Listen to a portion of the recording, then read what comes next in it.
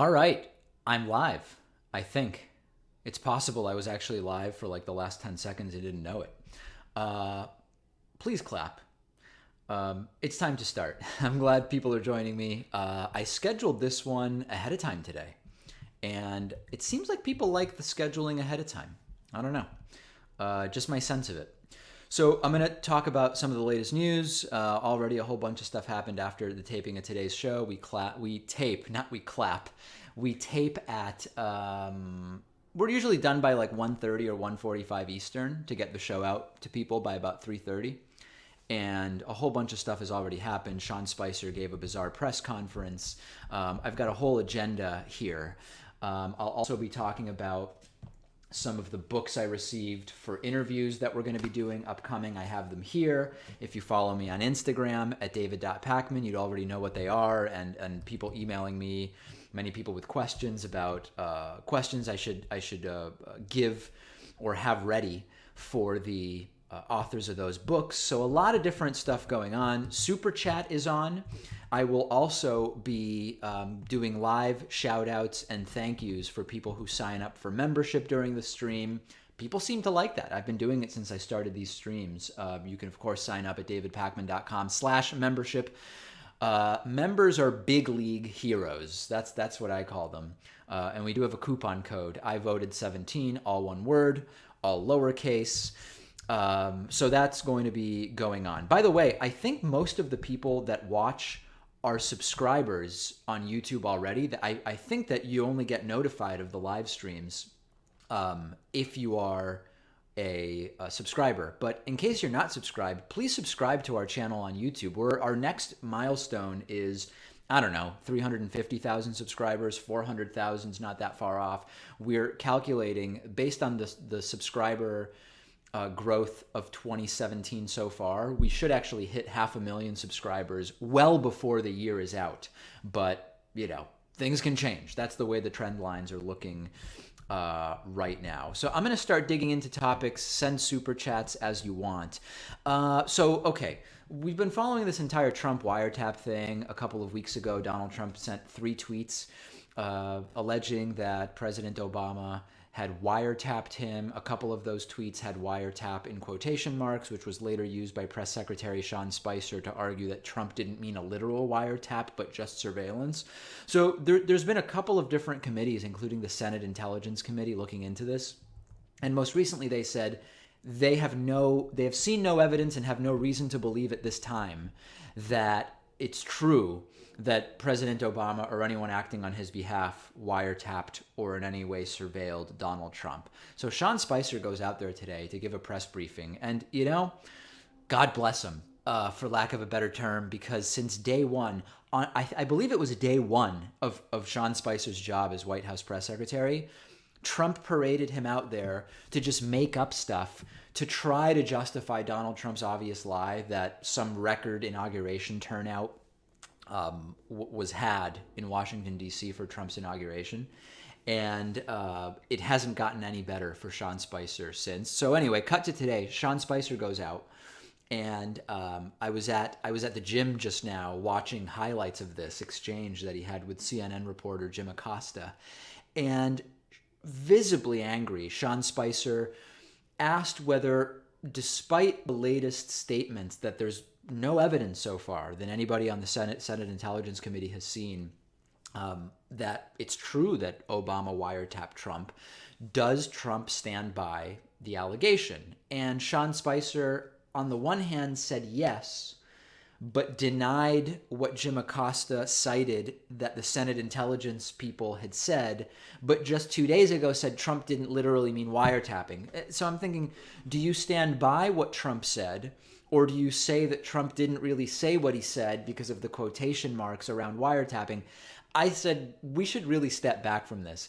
If the entire truth of Trump's allegation depends on quotation marks, these aren't exactly the strongest allegations to begin with, are they? And so everything going wrong for Sean Spicer. And to some degree, I guess I feel bad for the guy, but he agreed to take this job, right? How bad can we really feel? And he's going out there and doing the bidding of Donald Trump, making stuff up, having to defend 3 to 5 million people voted illegally, having to defend the inauguration crowds, having to defend. Did he defend Kellyanne Conway's Bowling Green massacre? I know he referred to his own made up Atlanta bombing or attack or whatever it was. So on the one hand, he goes out there every day and he just gets destroyed. And someone suggesting, I hope he's getting paid $300,000 a year.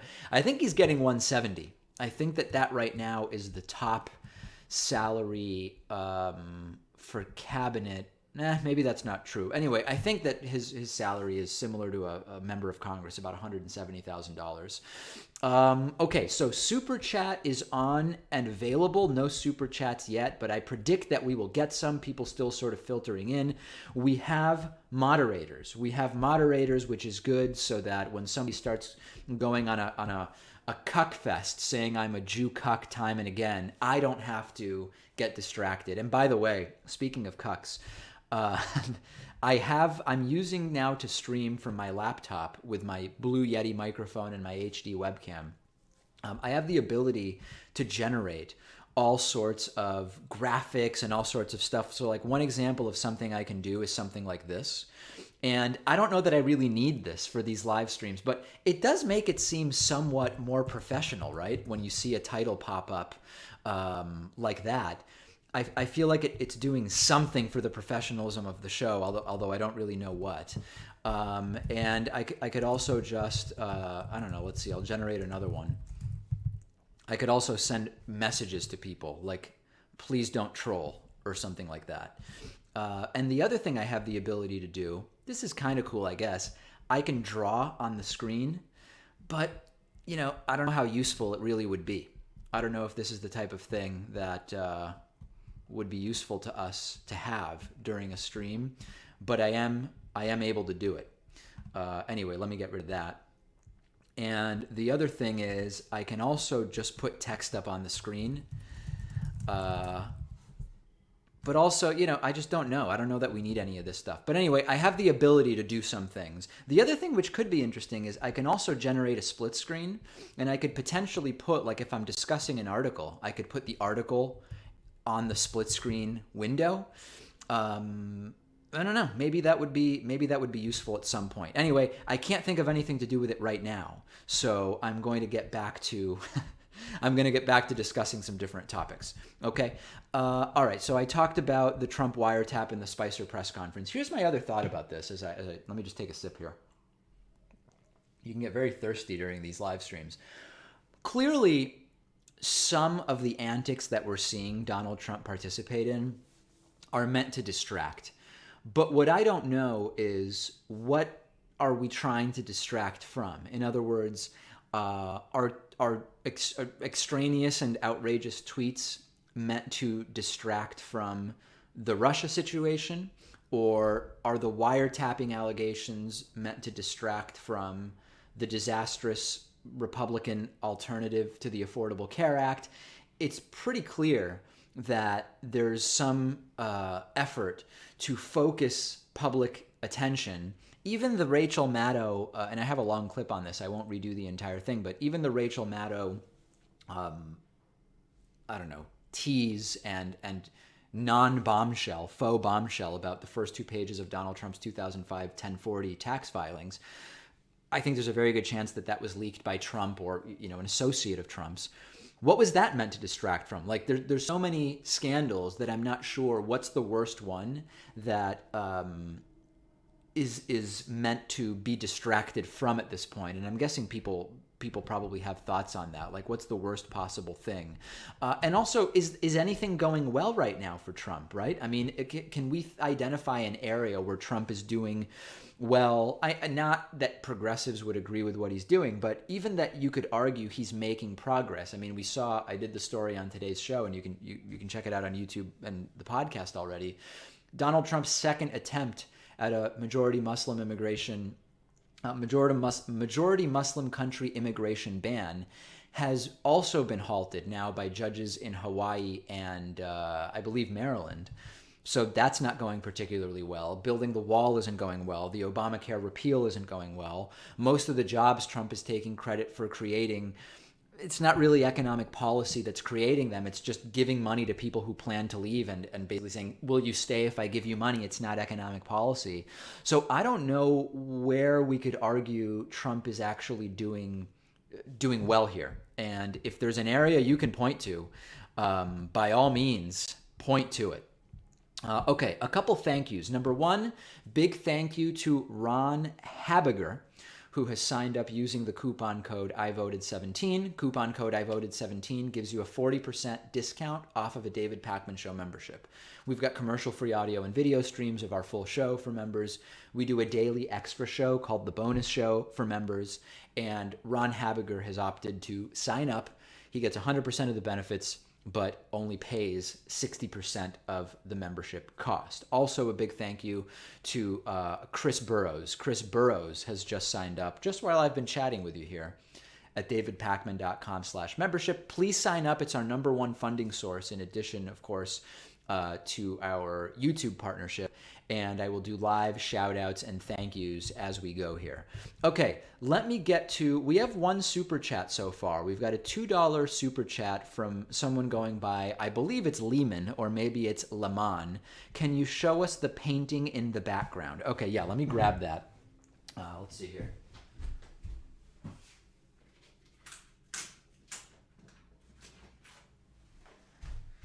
This is what I would consider some of my earlier work. Let's see how I can do this and get it aligned properly. I can't paint, okay? So this is one of my 2016 pieces, certainly some of my earlier work. I consider it a landscape. I call it Smiling Clouds. Someone pointed out that the clouds look sort of like a smiley face. And as you can tell, I don't know what I'm doing. And if I actually get closer, you can see that from very far away, it actually doesn't look bad. It actually looks like there might be some coherence and, blending or whatever. But when I put it up close, you can tell it's really a disaster. Really a disaster. But I call this Smiling Clouds, and it is an early 2016 piece from my collection. All right, so hopefully that suffices. I appreciate the super chat. We've got a $2 super chat from Captain Cosmo Bagel, who has no comment or question, but thank you for sending the $2 super chat. We'll get back to super chats in a little bit. Okay, what else did I want to talk about? I want to talk a little bit about. So I'm thinking about Slate just put out. Actually, it's not just Slate. There's been a bunch of different media outlets that have been tracking Trump lies. And according to one tracker, there are now 500 lies that have been specifically attributed to Donald Trump and debunked. So this doesn't even include sort of the amorphous statements that will likely end up not being true, but so far have not been designated as lies. But we're around 500 verified lies for Donald Trump. And I brought this question up on the show the other day, and I haven't gotten a good answer. And maybe in the chat people can give me some answers to this. Is there any general area, like a general, so for example, healthcare or job creation or I don't know, vaccines, pick whatever. Is there an area we can say, in this general area, Donald Trump is generally truthful, accurate, and trustworthy? I was thinking pretty hard because I try to, when there's something positive that I can say, and saying that someone isn't a 100% liar but only 99%, it's not exactly the most positive thing, but, we're in the Trump era. Silver linings are what we're trying to find. Can anybody in the chat tell me of a general area we can say when Trump talks about X, you can generally assume he's telling the truth? I can't think of an area. Obviously not healthcare, certainly not foreign policy, countless lies about what his positions used to be, what he'll do once elected, et cetera, et cetera. I just don't know of any area where we can say, hey, on this issue, Donald Trump generally tells the truth. How much he's going to vacation, how much he's going to play golf. I can't think of anything. And I see someone in the chat a couple people talking about TPP. Trump hasn't been truthful about TPP. Trump took credit for getting the U.S. out of TPP. The U.S. had never signed on to TPP, and the prospects for the U.S. signing on to TPP were dead a while ago. At best, this is most charitably, you could say that Trump had conversation about signing on to TPP, but Democrats and Republicans alike, you had Democrats and Republicans alike who were against it. It was dead on months ago, and Trump calling that an accomplishment in his address joint session of Congress. That's not an talking about TPP. That is not something Donald Trump has been truthful of by his very nature of saying that is something I got us out of. That's already a lie. Okay, we've got a $10 super chat from Deke Vote. Did you see the story about a foreign veteran being deported by ICE? Decorated veteran faces deportation hearing today. United Army, United States Army Private. I assume that means Miguel Perez. I did see that, saw that, and super chat. There was. I'm from Argentina, and so this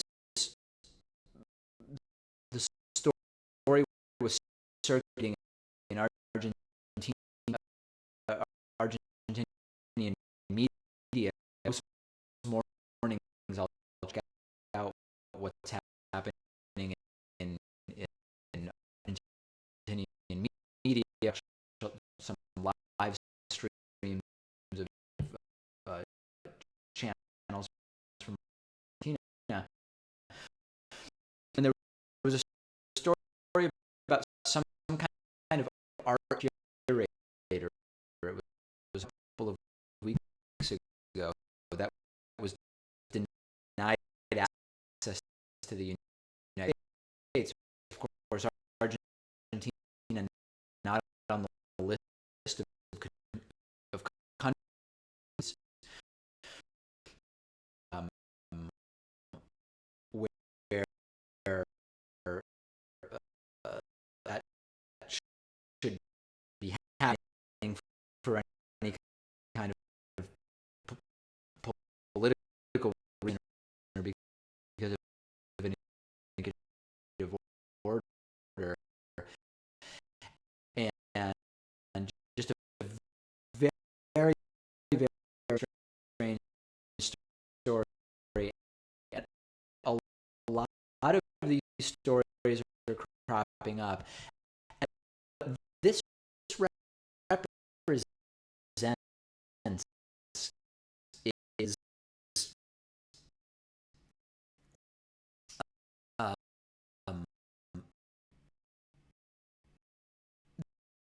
this this represents an attitude that exists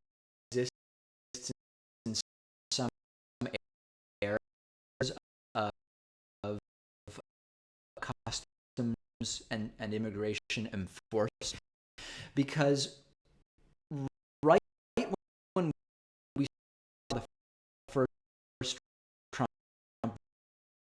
ban,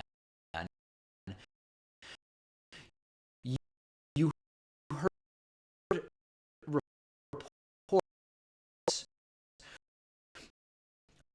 of border patrol agents and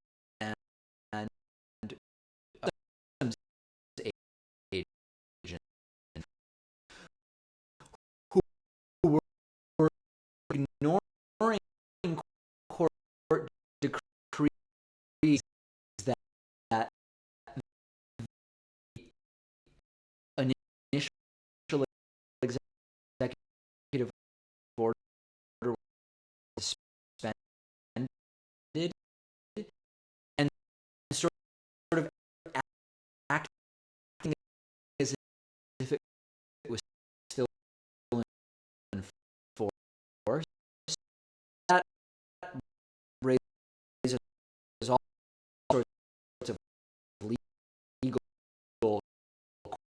questions, no doubt about it. Very significant legal questions. Uh, uh, what it tells us is that people are above and beyond, and this has become more than just the letter of the law. It's become an attitude that is being interpreted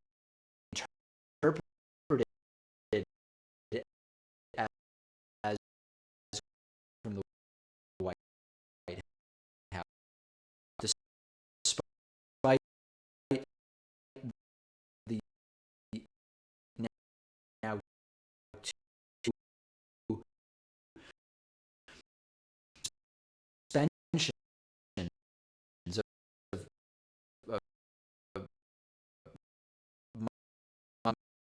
majority concentration ban number one and ban number two, and um,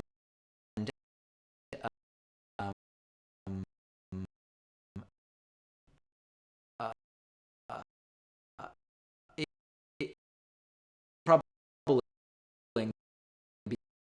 it is now going beyond what laws actually say. While they're enacted, many of these laws not lasting very long. All right, so it's very, very, very concerning. Big thank you to Imelda Escatel.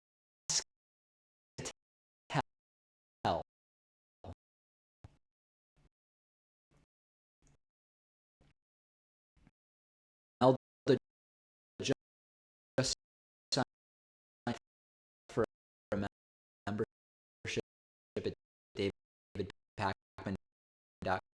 There's a coupon code. It's I voted 17. It saves 40%. Okay. League. League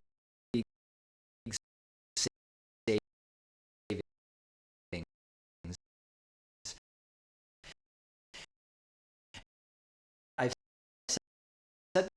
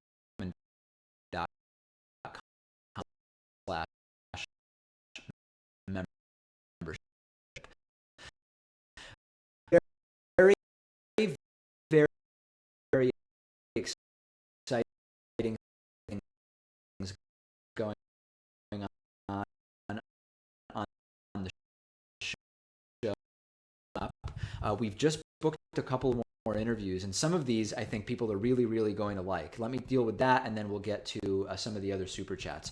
We have coming up, all right, on Monday, I'm going to be interviewing Jamie Sampson. Jamie Sampson has written a book called How to Think Like a Scientist. And I've talked before about the importance of, I took seriously about a year and a half ago when I received a few emails from people saying, David, I like when you report on science stories, but you should learn a little more about the right ways to report on science stories, okay? And so I took that seriously and took time to read about better science-related reporting.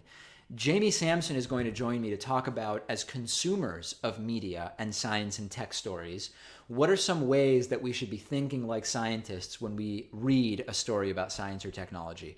And then that's going to be Monday and Tuesday, two-part interview.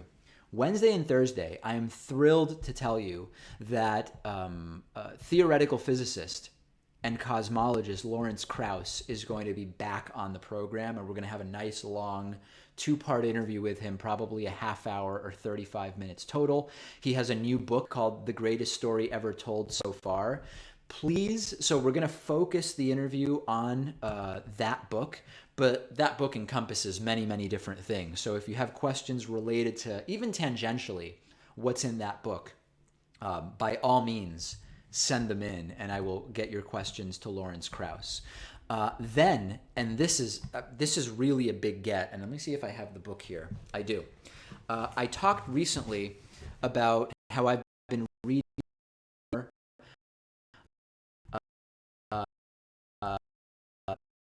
sort of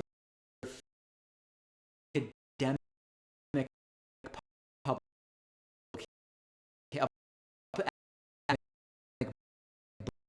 books about the American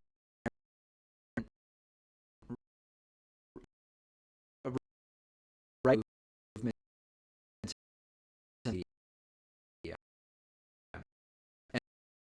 And one of the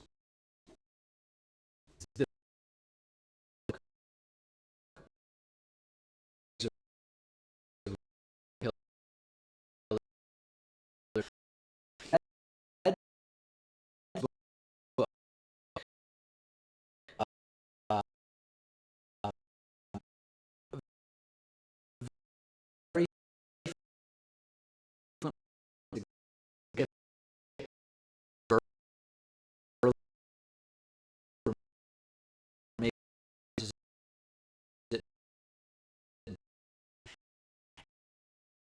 and I used to be researchers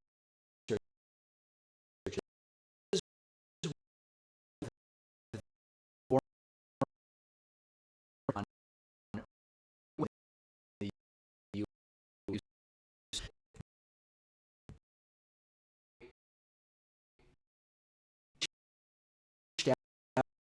out through um, India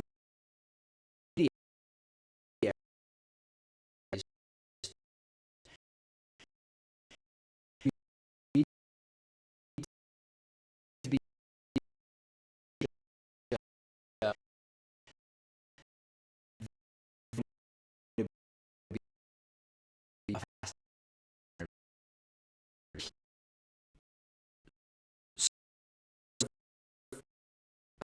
cover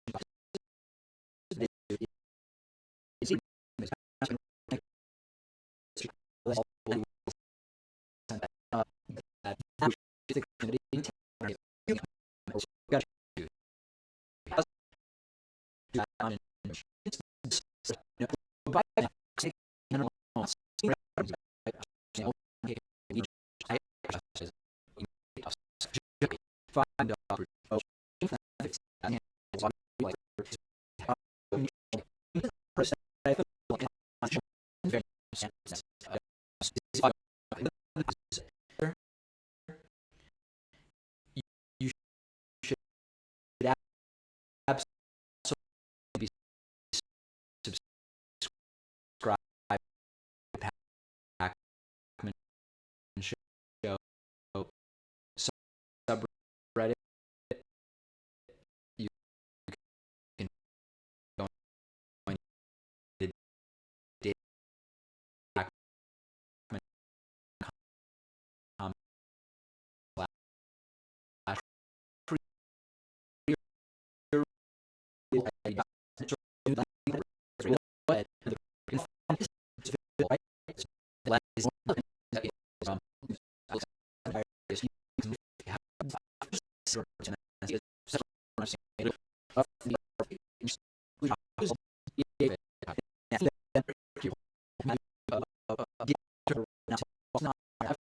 need from the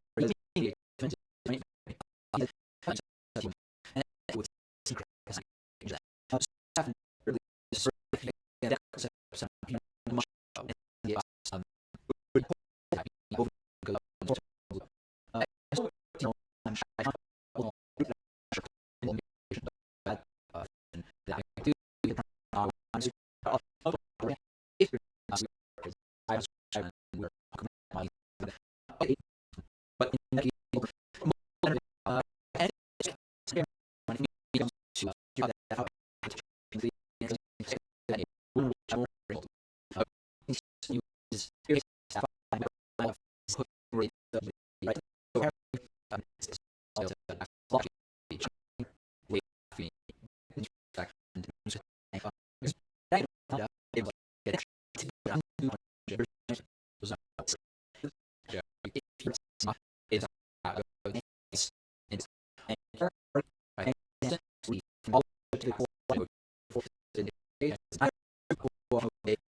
that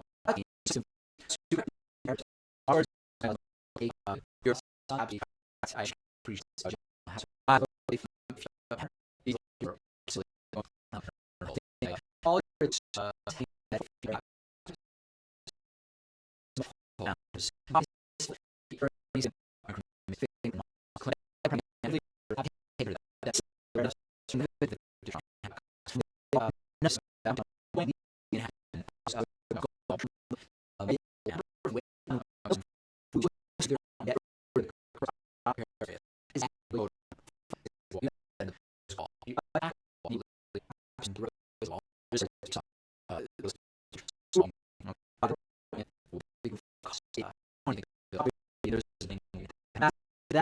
you do